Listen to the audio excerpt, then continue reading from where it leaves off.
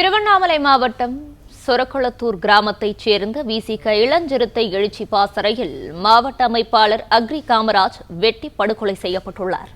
இது தொடர்பான கூடுதல் விவரங்களை வழங்கவிருக்கிறார் செய்தியாளர் மணிகண்டன். வணக்கம். இது குறித்தான கூடுதல் விவரங்களை வழங்கலாம்.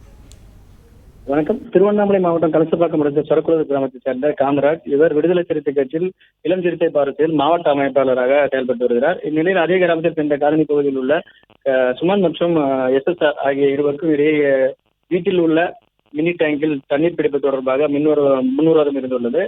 இருவருக்கும் இடையே தகராறு ஏற்பட்டு 2 முறை கலசப்பாக்கம் காவல் நிலையத்தில் புகார் அளிக்கப்பட்டு இருவர் மீது வழக்கு பதிவு செய்யப்பட்டு வழக்கு நிலுவையில் உள்ளது. மேலும் இந்த வழக்கு சம்பந்தமாக SSR பக்கம் ஆதரவாக காமராஜ் செயல்பட்டதாக கூறப்படுகிறது. இன்று நாயுடுமங்கலம் ரயில்வே கேட் அருகே உள்ள டீ குடிப்பதற்காக காமராஜ் வந்தபோது அவரை 7 பேர் கொண்ட கும்பல் வழிமறித்து கட்டியால் தாக்கி அறிவாளர் சரமாரியாக வெட்டி அங்கிருந்து தப்பி ஓடியுள்ளனர்.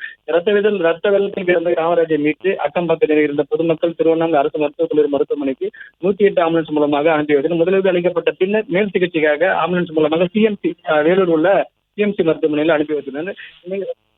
இந்த இதுல காமராஜ் ஏற்கனவே இறந்து விட்டதாக கூறப்படும் நிலையில இந்த சம்பவம் பெரும் பரபரப்பை ஏற்படுத்தியுள்ளது.